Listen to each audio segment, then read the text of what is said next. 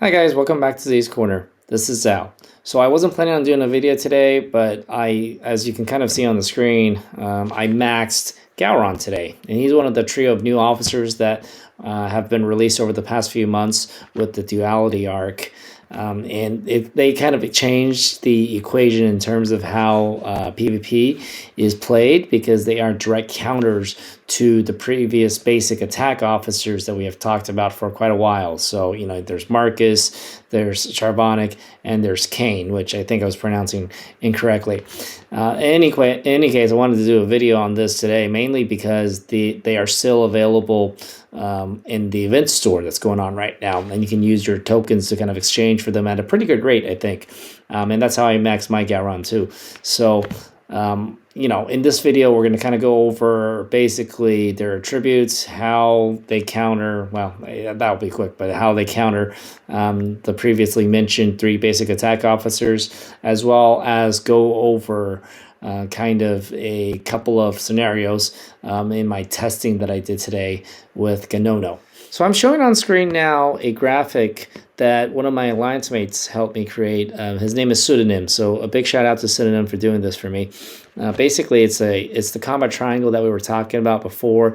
So here, you've got the icons representing the different ship classes, so battleships, explorers, and interceptors. And here is their basic mitigation attributes. So battleships are armor, the explorers is shield deflection, and the interceptors are dodge. And here the arrows represent kind of the counters to their mitigation. So the attack values that really kind of counter their basic mitigation. So for the battleships, they specialize in shield piercing, and shield piercing counters the shield deflection, and then et cetera, et cetera. So accuracy countering the dodge, and then armor piercing countering the armor. So this is a kind of a quick refresher for you. And because the new trio of officers that we're going to talk about basically kind of go against this. So whereas a battleship does shield piercing, now we have officers that increase the shield deflection, then kind of negates the shield piercing. And then we have, again, officers that increase the dodge and negates accuracy, and we have officers that increase armor and negate armor piercing.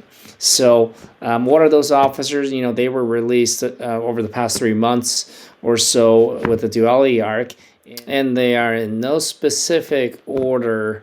Gowron, who increases shield deflection, Martok, who increases dodge, and Bael, I think I'm pronouncing your name correctly, Bael, which increases armor. She's one of the new officers this month, so she was just released, and she is not available in the event store at the moment, unfortunately. But the other two, Gowron and Martok, are. I happen to max Gowron, and as I said, I'm pulling up STFC.space, which has a really good, database here for us to use. So Gowron, as you can see, his officer ability is increasing shield deflection based off of total crew health, and you can see that these are the ranks basically. At tier 5, he's at 1400%, which is a little bit below what Marcus's ability, and Marcus again is the shield pierce ability, has the shield pierce ability, is below Marcus's ability. Marcus is at 1600% at tier 5, so he's only a little bit below, but basically 200% in the grand scheme of things is basically a negation. But what's important to note is that a tier 3 Gowron is at 800%, and 800% is actually pretty high, because Marcus at tier 4 is only at 800%. So if you had a tier 3 or a tier 4 Gowron versus a tier 4 Marcus, you're basically completely negating what that Marcus is able to do. And with that, you increase your own survivability, because you're increasing basic mitigation, and that means less damage is being dealt to your shield, and less damage is going to be able to be dealt to your hull if you're out of shields as well. So this is the same type of the bonus attributes. The percentages here are going to be the same across all 3 officers. I'm just kind of showing Gowron on here on the screen right now. We can take a quick look at some of the others. So Martok, And Martok, you can see, is kind of increasing dodge. So he's the anti-accuracy officer. So again, 200, 500, 800, 1100, and 1400. And Martok, again, is available in the event store at the time of this filming. And the last one, which was just introduced this month, is Bael. And she increases armor. And this is based off of attack. And you can see, again, the same type of percentages. I think this is huge because it really kind of changes in terms of how we're going to play and interact in PvP. So if you go pretty hard against a specific ship class with this, you can actually survive much better if you have one of these one of these mitigation officers on the bridge. And I say that because I did a couple of tests with them. So we'll jump into the game right now and take a look at the battle logs from that.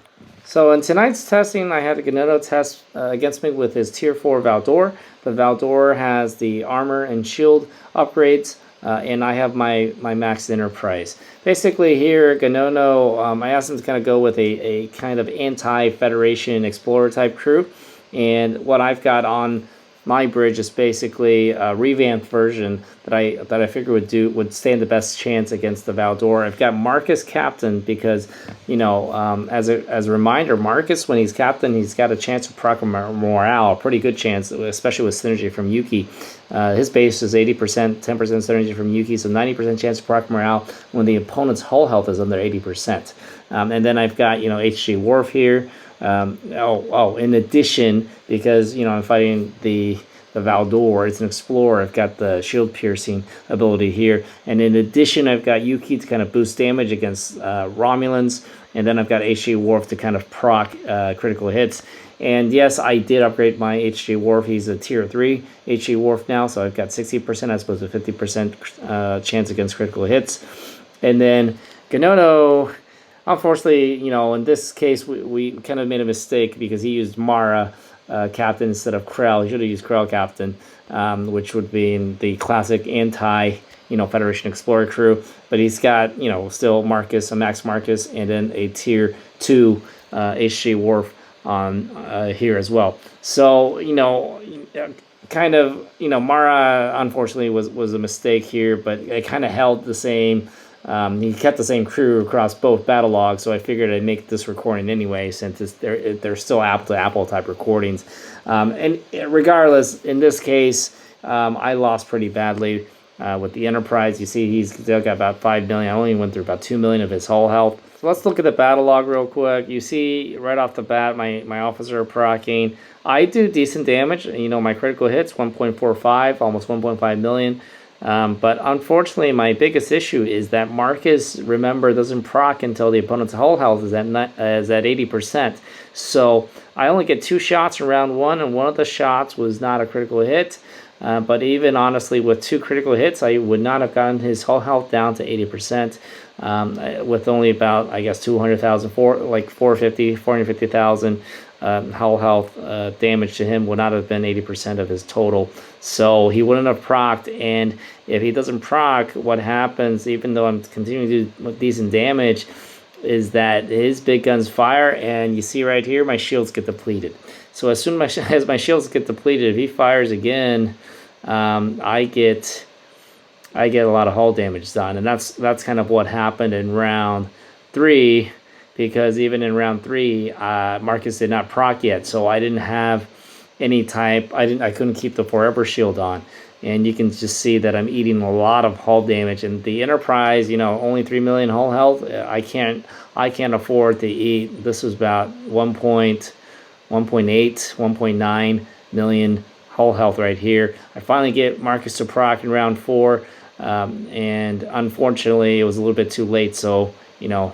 I died when he fired right away because the shields didn't get a chance to recharge, even with the proccing.